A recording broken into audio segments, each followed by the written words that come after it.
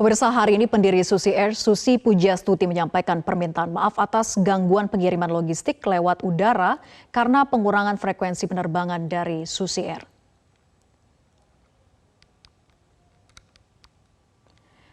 Dan pemirsa, atas gangguan pengiriman logistik lewat udara karena pengurangan frekuensi penerbangan dari Susi Air menunggu proses pembebasan sandera salah satu pilot mereka baru kemudian bisa kembali merencanakan pemulihan rute.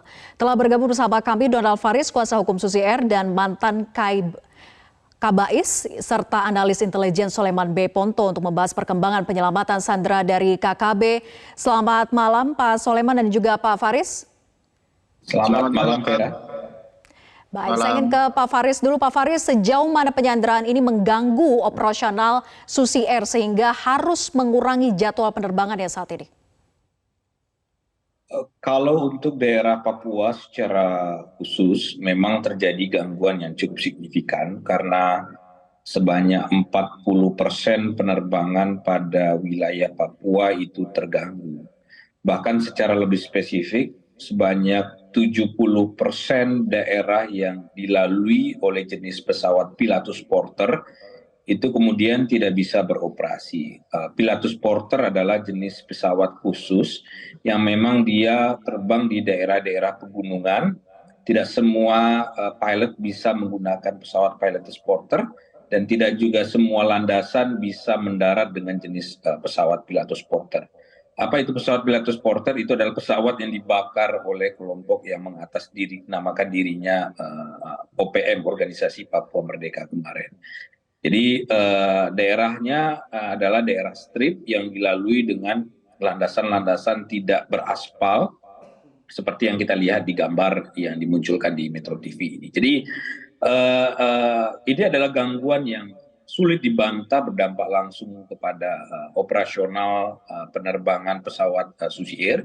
Tidak hanya Susi Air, kami perlu tegaskan, tetapi juga sejumlah maskapai lain juga tidak bisa terbang ke daerah-daerah yang sudah dikategorikan sebagai red zone, notam kalau dalam istilah penerbangan, seperti distrik Paro dan beberapa daerah lain yang diduga menjadi tempat markas kelompok OPM tersebut berada, itu kemudian untuk sementara waktu sudah dikeluarkan larangan terbang ke arah tersebut begitu. Baik, jadi arahannya sangat jelas begitu ya, bahwa Susi Air ini akan menerbangkan pilot-pilotnya ke area aman saja. Itu yang ditegaskan oleh Ibu Susi begitu ya, Pak Faris? Betul, itu tidak hanya berlaku dalam kondisi sekarang, tetapi prinsip penerbangan ini kan sangat rigid aturannya. Daerah-daerah notam, daerah-daerah zona merah itu adalah daerah terlarang untuk terbang. Pertanyaannya sekarang, apakah tempat di mana pesawat itu dibakar dan kemudian terjadi kasus penyanderaan tanggal 7 Februari yang lalu ada daerah-daerah red zone atau notam? Jawabannya tidak, karena sudah sejak tahun 2012 Susi Air atau maskapai lain terbang ke daerah sana dan selama ini aman. Begitu. Oke, tapi sejauh ini menurut Susi Air, apakah upaya penyelamatan yang dilakukan tim gabungan ini sudah optimal dan serius atau belum sebetulnya? Kami meyakini pemerintah pusat, pemerintah daerah, kemudian juga include di dalamnya TNI, Polri, pemuka agama, tokoh gereja, sedang dan terus melakukan upaya-upaya maksimal untuk melakukan pencarian dan penyelamatan kepada Kapten Philips. Saya tidak mau berasumsi terlalu prematur apakah memberikan adjustment penilaian itu sudah maksimal atau tidak. Tapi kami meyakini dan kami cukup percaya dengan profil pemerintah bisa dapat dengan serius untuk melakukan langkah-langkah guna menemukan Philips yang disandra. Tapi memang harus diakui, Vera, problem terbesarnya kan ini bukan pencarian terhadap korban, let's say korban bencana alam, ya, korban hanyut, bisa dengan terbuka diungkapkan kepada publik. Tetapi ini adalah korban penyanderaan yang dilakukan oleh kelompok yang menuntut kemerdekaan. Oke. Mereka berada pada wilayah jika prosesnya memang alot begitu ya? Ya, betul. Kendalanya adalah ini kan medan yang dikuasai oleh mereka. wilayah yang menjadi zona perang dalam tanda petik mereka. Sehingga tidak semua orang bisa mengakses keterbatasan Oke. alat telekomunikasi, itu juga sangat menyulitkan. Oke, saya ingin bertanya pada Pak Soleman. Pak Soleman, pemerintah menyebut tidak memasang target untuk proses pembebasan. Apa yang terjadi sebetulnya? Apakah ini sebuah bentuk strategi yang diupayakan? Ya, saya kira itu strategi pemerintah ya, tidak memasang target.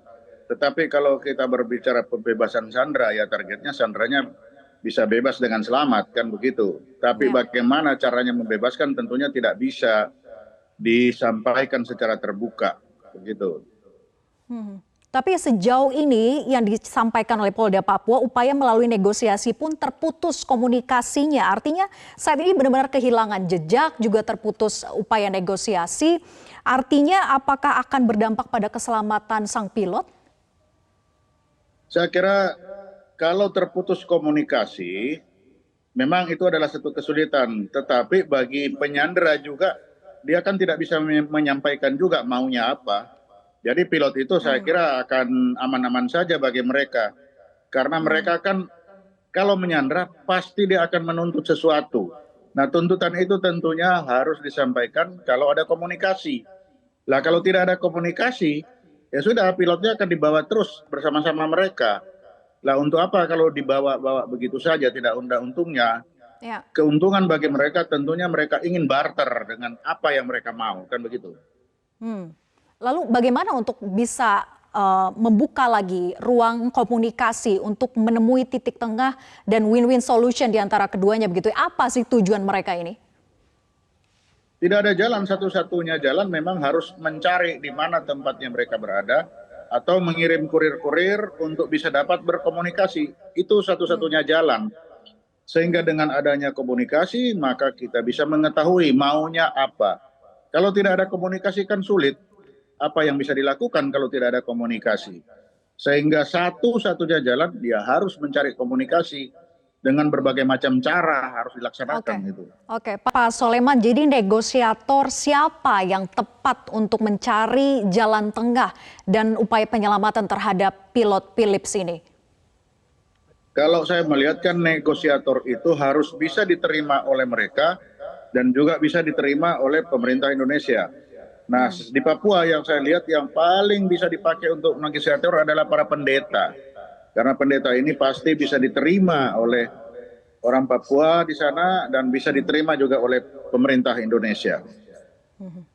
Jadi pemuka agama di sanalah yang tepat gitu ya, untuk bisa betul. menengahi hal ini. Oke, Betul tapi kalau sekali. melihat strategi yang digunakan saat ini belum mengarah ke sana, berarti masih hanya menggunakan tim gabungan yang dimiliki oleh aparat saja? Saya kira hal ini sudah dilakukan.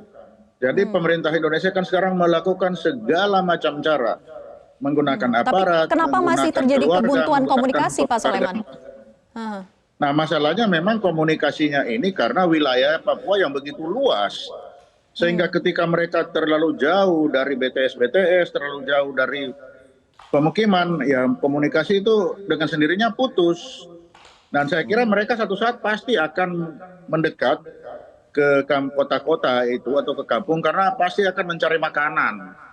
Tidak mungkin dia akan di hutan terus tanpa makan. Pasti dia akan mendekat. Di situ pasti akan muncul komunikasi itu. Satu saat mereka akan mencari juga. Tidak mungkin dia bunuh diri tanpa makan di hutan belantara itu. Oke, negosiator yang tepat adalah pemuka agama, kemudian nanti KKB tentu akan menyampaikan apa sebetulnya keinginan dan tujuan mereka dengan melakukan penculikan atau penyanderaan ini. Nah, bagaimana bisa menggali sampai dengan tahu apa sih yang mereka inginkan sebetulnya dengan ini? Apakah materi ataukah justru suplai senjata atau kemerdekaan KKB? Sampai sejauh itukah tujuan mereka? Kalau awal kan mereka menyatakan bahwa kita akan melepas ini kalau diberikan kemerdekaan.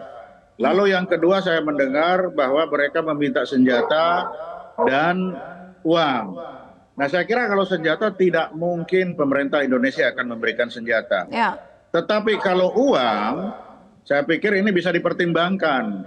Karena kalau tujuan adalah menyelamatkan sandera dalam keadaan hidup, Maka ketika mereka minta uang, nah ini dapat dipertimbangkan uang itu dapat diberikan demi keselamatan Sandra. Harga nyawa manusia itu lebih mahal daripada uang. Jadi saya kira itu patut untuk dipertimbangkan. Oke, Pak Faris, kalau memang yang diminta oleh tim KKB ini adalah uang, apakah dari Susi Air sendiri juga siap untuk mengakomodir misalnya? Pertama tentu saja sampai dengan sekarang ini kami juga perlu menyampaikan kami tidak dan belum pernah sekalipun bisa berkomunikasi dengan kelompok KKB tersebut. Sehingga kami juga masih dalam posisi mendengar dari berbagai macam sumber permintaan-permintaan demikian. Sama seperti yang disampaikan oleh Pak Sulaiman tadi. Kalau itu berupa permintaan uang, tentu saja kita tentu akan melihat dari banyak sisi ya. Misalkan saja apakah otoritas yang berwenang memberikan lampu hijau kepada perusahaan ketika itu dilakukan. Karena permintaan itu pasti tidak direct kepada perusahaan, tetapi diminta kepada pemerintah. Karena selama ini kemudian yang berkomunikasi adalah antara pemerintah melalui perwakilan, salah satunya pimpinan gereja tadi yang disampaikan, dengan kelompok-kelompok atau perwakilan kelompok tersebut. Jadi memang kami belum bisa menjawab itu karena tentu saja banyak hal yang kami lihat di sisi apakah pemerintah memberikan lampu hijau itu untuk dipenuhi atau tidak. Tetapi tentu saja ada permintaan lain yang saya sepakat dengan Pak Sulaiman tadi. Kalau permintaannya senjata, tentu kami tidak memiliki otoritas untuk melakukan approval terkait dengan hal itu. Dan apalagi kami juga tidak memiliki. Oke, tapi kalau sudah ada komunikasi dan benar ternyata uang yang diminta oleh mereka, artinya tim dari Susi Air siap dan sedia begitu? Ya, kami membuka negosiasi sepanjang itu lagi-lagi dianggap rasional oleh negara. Tentu kami tidak bisa memutuskan sendiri. Ada otoritas yang perlu kami mintai pendapat terkait dengan hal itu. Misalkan saja permintaan uang, kalau jumlah tertentu, tentu saja kami akan meminta tanggapan. Tapi yang jelas dalam posisi hal seperti ini, uang tidak menjadi hal yang paling utama dari perusahaan. Justru humanity, keselamatan orang itu yang paling besar. Kalau boleh saya sampaikan, jenis pesawat Pilatus Porter saja yang terbakar itu adalah nilainya 2 juta US dollar. Itu kerugian yang paling real sekarang yang diderita. Tapi lagi-lagi kami tidak mau bicara soal kerugian perusahaan, tetapi yang paling prioritas sekarang adalah humanity, keselamatan pilot kami. Kalau memang spesifik ada permintaan tertentu, kami pasti paling awal akan meminta pertimbangan konsideran dari otoritas yang ada di Indonesia. Baik, keselamatan menjadi hal yang utama bagi Susi Air.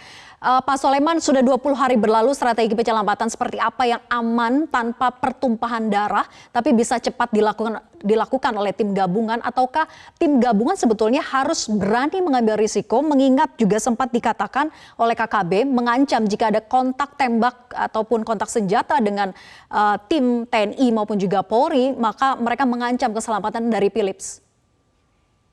Ya, tidak ada jalan lain. Satu-satunya jalan adalah negosiasi. Kalau kita jangan sampai kita mengambil risiko. Kalau judulnya itu adalah pembebasan sandera, maka tolok ukurnya keberhasilan operasi itu adalah bebasnya sandera itu dengan selamat. Untuk itu ini yang harus dipertimbangkan. Jangan dicampur baurkan dengan menghancurkan KKB. Itu dua hal yang berbeda. Nanti kalau itu terjadi KKB hancur, Sandra pun mati. Kalau itu yang terjadi ya gagal semua itu namanya. Jadi kalau memang kita membebaskan Sandra, yang pertama yang diutamakan itu adalah komunikasi, negosiasi. Itu yang utama. Kita jangan coba-coba menggunakan kekerasan. Nanti dibunuh itu. Kalau dibunuh ya sudah habis semua. Tidak ada manfaat kita bernegosiasi selama ini. Kalau 20 hari selama ini ya memang karena wilayahnya yang begitu luas, jalur komunikasi yang sulit, itu memang tidak terhindarkan. Tapi jangan lupa mereka juga manusia yang butuh makan. Satu saat juga dia pasti akan mencari kota tempat makan. Nah, tinggal dilihat saja di mana kira-kira tempat mereka mencari makan. Tidak mungkin dia hidup terus-menerus di tengah hutan seperti itu. Itu sudah pasti. Nah, ketika mereka mencari makan, dia akan ada komunikasi.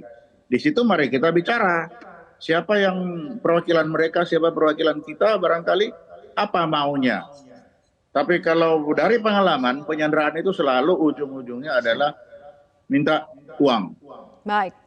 Itu Oke, dari beberapa negosiasi kali menjadi pengalaman. satu-satunya cara untuk menemui jalan tengah dan penyelamatan terhadap Philips. Terima kasih Pak Soleman dan juga Pak Faris. Semoga upaya penyelamatan dari tim gabungan bisa segera tercapai. Kita doakan bersama.